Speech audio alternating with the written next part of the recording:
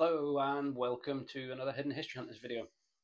Right, so today what we're going to do is we're going to talk about the Nokta Legend, the settings, the functions, all the things that you need to know. But we're going to keep it simple and we're going to break it down, and I'm going to explain what the terminology means, how that affects your metal detector, and how to actually get in and change those settings. And we'll give you some hints along the way as well. And I'm also going to explain the things that you probably do want to know how to adjust and the things that might be best left alone. So let's get started.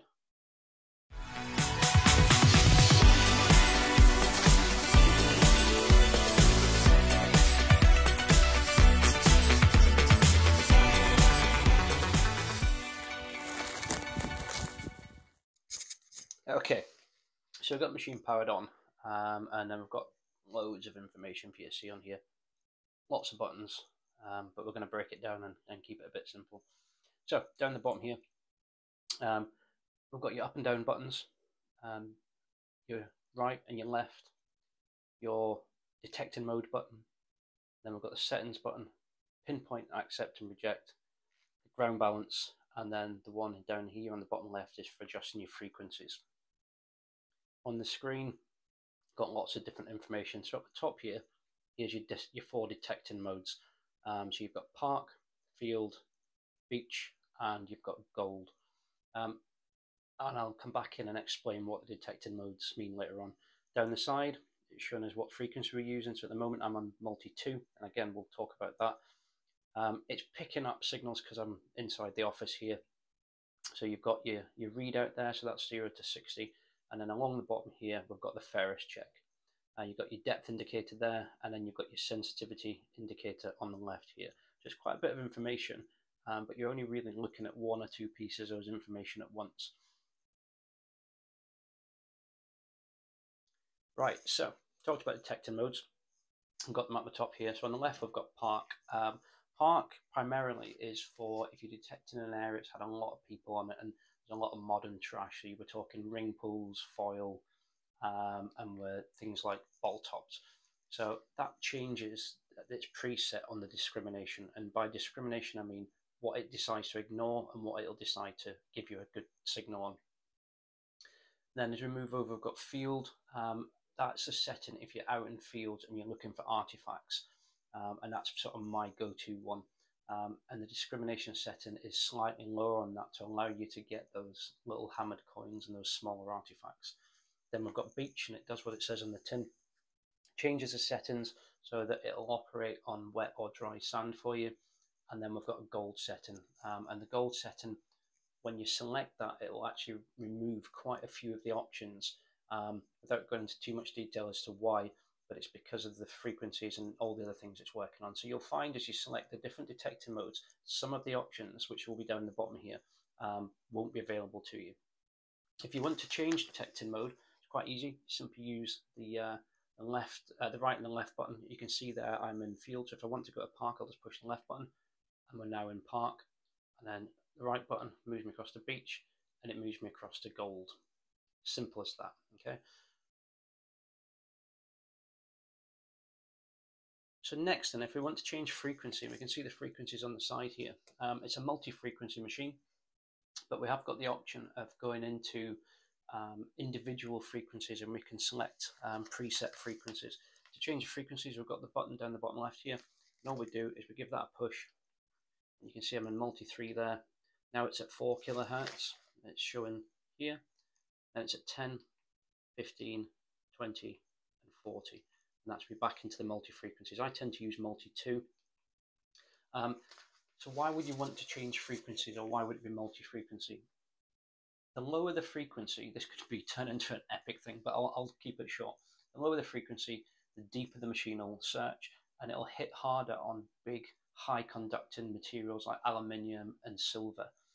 The higher the frequency, the better it'll work on the smaller items and the items that are low conductors like gold, billion coins and that type of thing, and things that are near the surface. So the higher the frequency, it will search for the smaller, lower conductors on the top of the soil much easier. The lower the frequency, the better it will hit on the high conductors at deep depths. So often you're better in the multi setting as we've got here. because what it's doing is it's searching across all the frequency bands for you and giving you the best option to be able to find what it is that you're looking for. There are occasions when you might want to pick a frequency. As I mentioned, if you're looking for, let's say someone's dropped a gold ring on the beach and you know it's near the surface and you've gone to help find it, then you might be better on a preset of a higher frequency. Or if you're in an area where you're getting lots of interference, sometimes by power cables, that type of thing, phone masts, often you'll find if you then go into the manual frequencies and work your way through, you can find normally a setting that the machine will be a bit quieter. Okay, so that's why we have the frequency options and the frequency changes. So if we want to change the sensitivity level, all we can do is push up on the up arrow. You can see it goes from 0 to 30, so 30 is as high as it'll go. We want to try and run the frequency as high as you possibly can. The more you come down on the frequency, it does slightly affect the depth. There are other things that affect the depth more, but if we come down on the frequency, it will affect the depth, not dramatically, so I wouldn't worry about it. But if you need to come right down on the frequency setting, on the sensitivity setting, sorry, for example, there's lots of other metal detectors around you, or you're in an area that's got power cables, electric fences, and you need to knock the frequency back, that's how you do it, on the up and down button. So you want it as high as you possibly can get away with. When the machine starts chattering, then just knock it back a few clicks until it stops chattering. By chattering, I mean when you get lots of sort of leaps and cracks and pops from the machine, we can just bring it back and we can calm it down. So there's the sensitivity setting. And you've got an indicator on the side here. It tells you where you're at. So you've got the little bars, and you've also got, if you've got good eyesight, you'll see the digits at the top there. Okay, so down the bottom here, when we bring it up, we've got where all the settings are. So to bring the settings up, we're just going to push the settings button once, and you can see we've got all the different options down the bottom here. Now to select each individual one, we can just push the right and the left arrow to scroll along, and you'll see it being highlighted. We can come back. So the left hand side one is our noise cancel. And what noise cancel is it will search through all its different frequency channels and find the quietest one. And again, if you're around a lot of other metal detectors, you've got electron interference, we can make it do a search and it will find the quietest channel. So if we want to noise cancel, we've got it highlighted. I'm just going to hit the accept reject button, and you'll see now it starts counting through, and it will find wherever it thinks is the quietest. It might struggle because I'm inside and there's lots of power sources and things in here. So it's searching through it and it's found 12. Now, if you're not quite happy with that, what you can do is you can manually adjust it, and we can use the cursors, the up and down buttons, to set it where we want it. When it does its own search, normally that's enough. But again, if it's not quite how you want it, you can use the up and down buttons until we find a quieter channel. So that's all that is. It's just searching through its frequencies so it can find one with the least interference. So if we go over to the next one, we've got the recovery speed. So it's got like the little speedo dial on there. At the moment, mine's set at 7. So to change the recovery speed, we can push up and it goes up to 10, and we can wind it all the way back down to 1. So what does recovery speed do? If you imagine if I laid 3 coins in a row and I waved the coil, the search coil, over the 3 coins, the recovery speed is how quick the machine can alarm on a signal, reset itself, and then alarm on the next one. So it'd be like if you muted your television and then unmuted it, how quick it is before the sound comes back. So if you kept pushing the button on the mute button on your television, on, off, it's how quick the sound will start coming back to you. And it's pretty much the same for the machine. It's how quick it can reset itself after indicating on a target and then start sounding again on the next one. So the higher the setting, the quicker it will do that. So the quicker it will recover. So the bleeps will be much faster, and you can wave your coil over your coins or whatever it is, you're much quicker. You tend to use a faster recovery speed if you're in a really trashy area, an area that's got lots of little scrappy signals, and we want to pick up the signal just so we don't miss that nice little signal that could be down in there. So the machine will reset much quicker. So why have we got the option to turn that down? Because you think, well, just set it to its fastest and that'll be great. The higher the recovery speed setting, the less depth you get from your machine.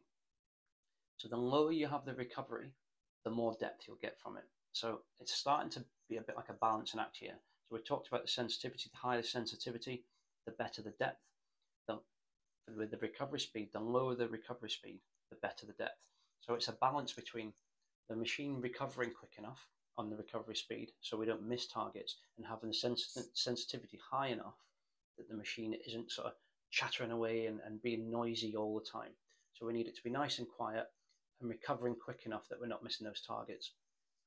An example of when you would have the recovery speed set down really low, like 3, 4, or whatever, it would be potentially if you're on like a pasture field and it was very few signals, so you can work away along the field nice and steady, nice and slow with the recovery speed turn right down, and that way with the sensitivity up, the recovery speed all the way down, you know that you're getting the best depth. Don't get too caught up in depth with metal detectors. People always talk about, oh, how deep does it go? Most of the objects that you're going to find, I've written lots of articles about recovery speeds and depth and all this sort of stuff, will be in the first few inches because the plough turns it over every year or every second year. So most of the stuff will be in the first few inches. So if you need to lower your sensitivity and pick up your recovery speed, don't worry about it, it's fine. Get the machine as balanced as you can, and that will give you the best chance of finding things. Don't focus too much on depth. These two settings will affect the depth, but not dramatically. And you can have a little test of it. So if you find a signal, you can start lowering the sensitivity or picking up the recovery speed and just seeing when you start to lose that signal. It's not as dramatic as you may think. So going back to it then, how do we adjust the recovery speed? So if we're just on the normal home page, so to speak, we're going to press this button here, bottom right, scroll along until you get to the recovery speed, and then the up and down arrows are how you adjust your recovery speed. Okay, next one along, we've got the volume. So with the volume, I've got mine turned right down at the moment just because I'm inside and it'll be bleeping and making loads of noise. But again, up and down, quite simple to turn the volume up and down, and it goes up to 6 and then down to 0. Okay, so moving on, we were at the volume setting, so we push the up and down buttons for the volume. If we go across to the right, one click, all of a sudden I've got all this other information that looks quite daunting, and I'm thinking, oh no, what are we going to do with all that? Let's go through it in turn and we'll explain what it is. Now this is where we're getting a bit further into where initially, if you're new to the Nokta macro, you might not want to go this deep. Later on, as you get more proficient with it and you start to understand it, then absolutely dig in and have a go at it. But we'll talk about them anyway, just so we know what's going on. So we've scrolled across. What we now need to do is start selecting these individual options at the top here and talking about what it is that they do. So I'm going to push up on the up arrow, and then you can see here it says 6. So with the Nokta with the Legend, I'm not even making sense about which machine I'm talking about. Anyway, back to it. With the Legend, we've got different amounts of tones available to you. So if we scroll down, at this setting we're on 2-tone. So what that means is, regardless of what we go over, it'll either give you a low grunt for the iron and the ferrous targets that we don't want, and it'll give you 1 tone, a nicer higher pitch tone for the non-ferrous objects that you find. So that's just basically a dig, don't dig type tone. It's saying yes or it's saying no. If we go up to 4 tones, it gives you a broader range of tones. So it gives you a bigger spectrum of tones. So the lower the conductivity, the lower the tone. And if it's a nice big chunky silver coin or a big piece of aluminium, you'll get a much higher pitch tone.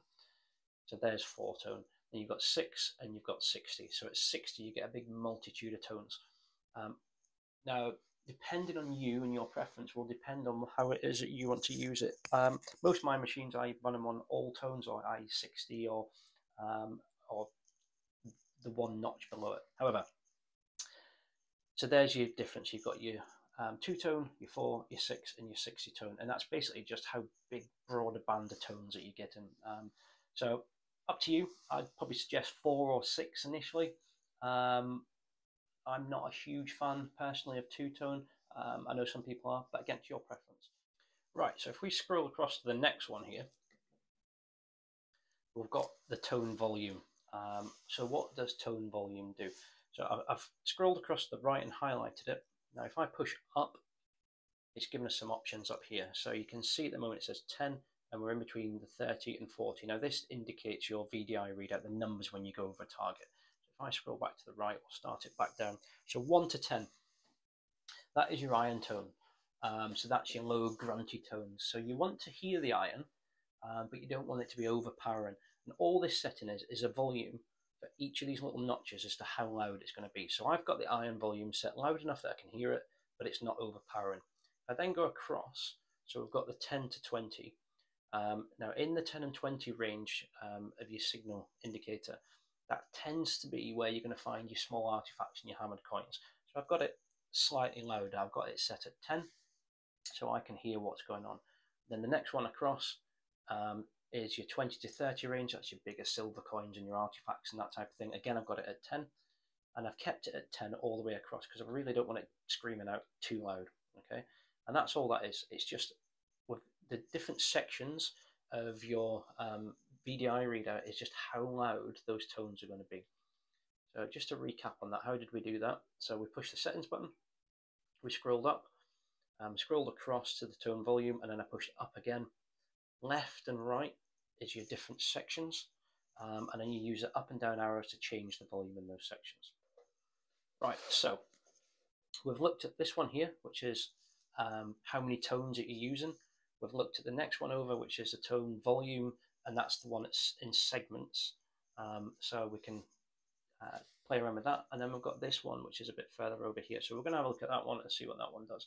So this one is your tone frequency. So other machines might call it pitch.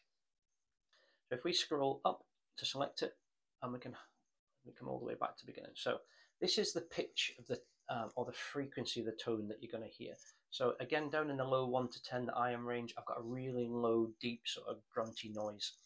And then in the 10 to 20s, where the little lovely hammered coins and the other bits and bobs turn up, it's 16. And what you'll see is progressively, I personally, again, it's my choice, I like the tones to get a bit higher pitched as we get up this sort of signal strength range.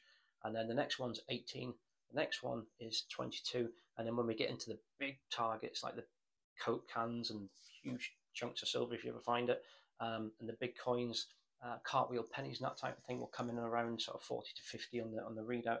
We've got 27, and then 30 for the 50 to 61. So all that is it just changes the pitch of the tone it gives you. So it just basically gets higher and higher as we go up the readout range. Okay, so what we're going to do now is we're going to have a look at this one right at the with the arrows on it. So again, push up to select it, push across, and then we're going to push up again.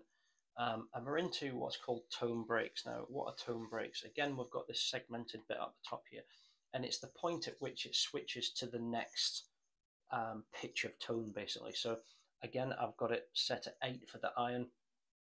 When I want it to go into the next set of tones, the next sort of level of high pitchedness, is a 10 to 20 range, and I've got it set at 20, and then again we can notch it in. So that's your tone break. It's where it stops from one frequency range and then moves into not frequency, it's where it stops at one of the ranges, so like the 1 to 10, and moves into the next one.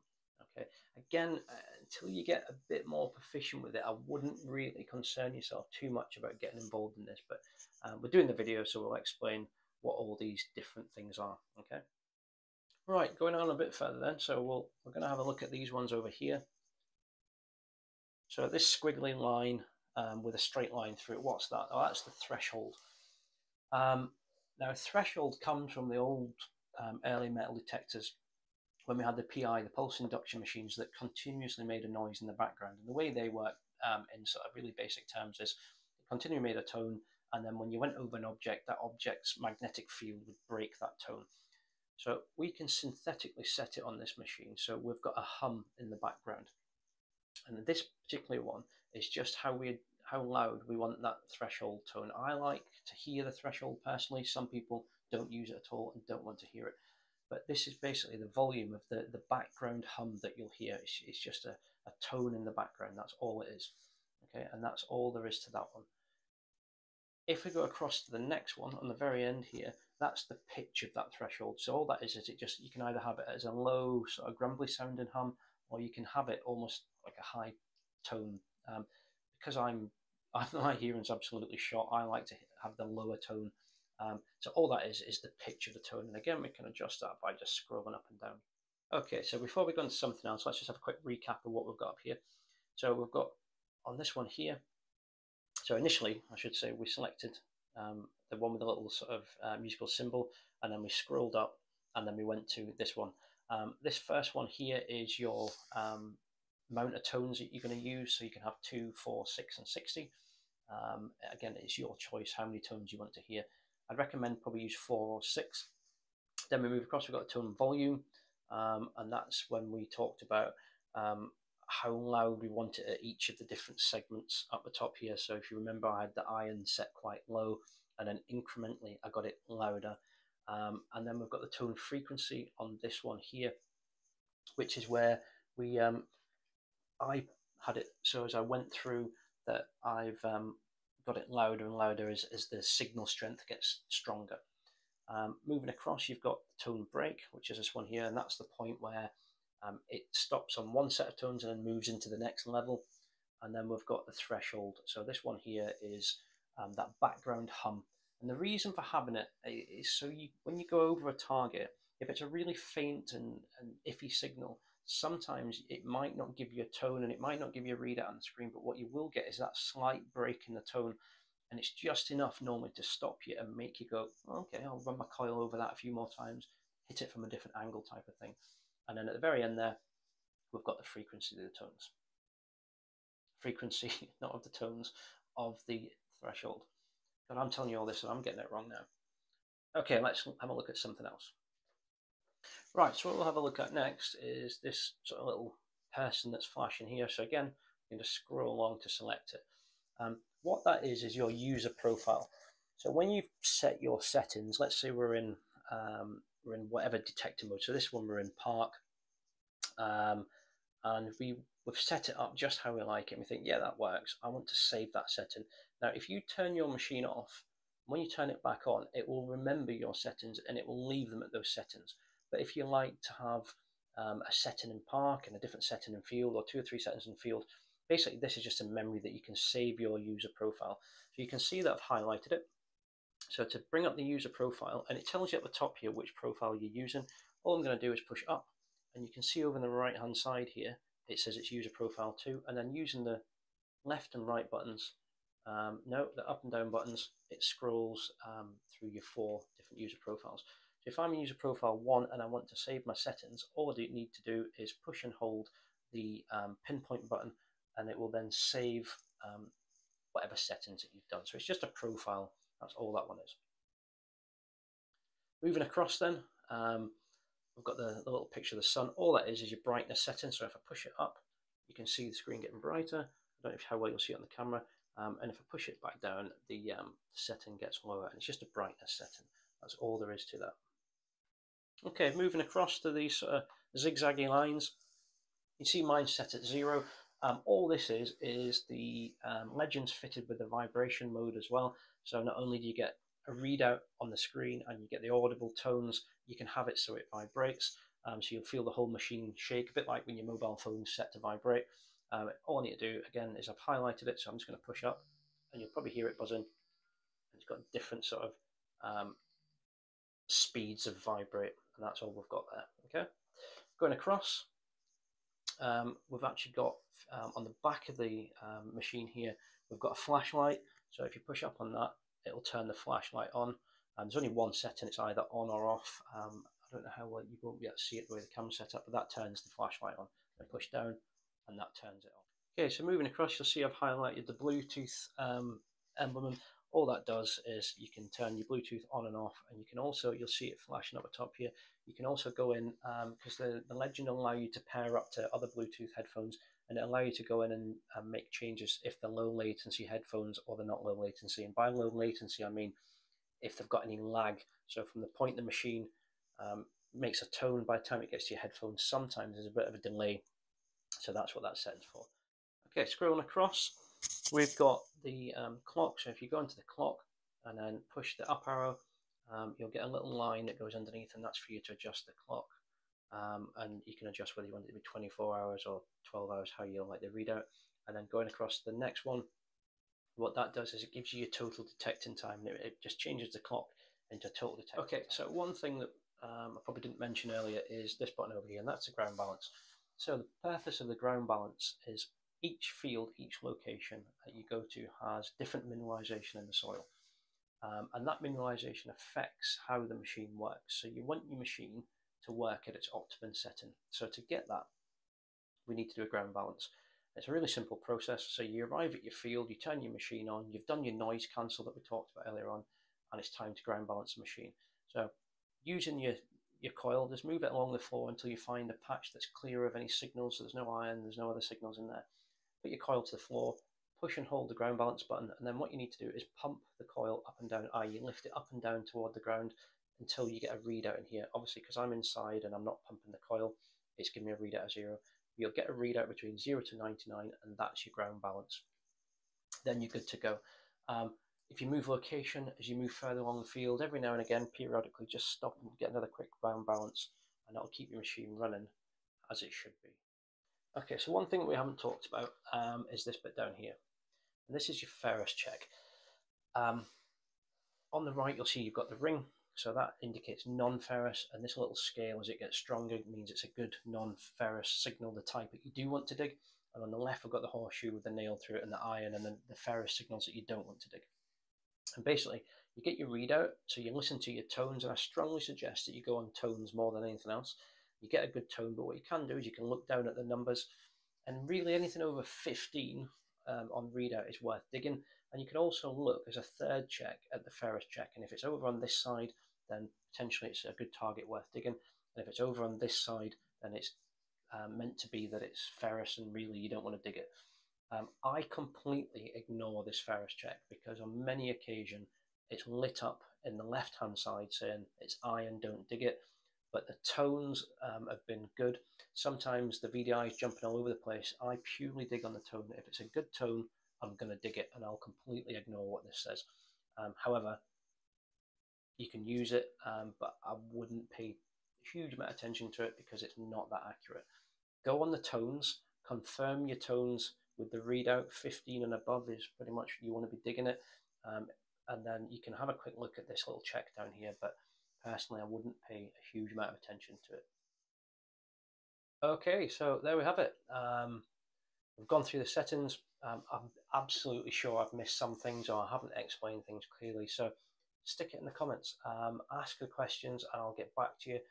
If it's something that I haven't covered or something that you want me to go over, you want me to go a bit more in depth with things, stick it in the comments. Probably made some mistakes with it, I'm not sure. I use lots of different metal detectors and test lots of other machines, but hopefully I haven't overcomplicated it and I've broken it down and explained what the different things mean and how they affect your detector. So yeah, hopefully it was useful to you. If you want to know anything else, again, ask, put it in the comments. If this video has helped you and you like the other videos that I've done, please give it a like, give it a thumbs up. It does help. And make sure you hit that subscribe button. Until the next video, take care.